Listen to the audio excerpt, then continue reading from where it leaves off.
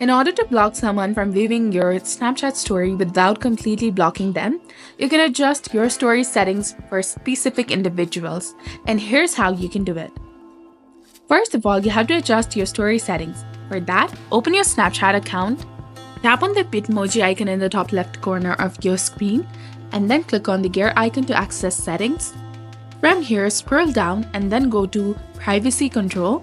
Click on View My Story option and then choose Custom. Select the Custom option and then select People to Restrict. Once you do that, click on Block in the bottom to stop them from seeing your stories. You can also use the Snap Map. If the person you want to block appears on the Snap Map, open the Snap Map by swiping down from the camera screen or tap the map icon in the bottom left corner. Tap on the person's profile icon that you want to block, and then tap on the three dots. Click on Mute Location, then click on OK to confirm. You also have to note the difference that blocking someone completely restricts them from contacting you, whereas limiting story visibility allows them to reach out but disables their access to your stories. So regularly check your settings. You can modify your settings anytime to change who can view your stories. So this was all about it. If you found this guide helpful, please like, share, and subscribe. Thanks for watching.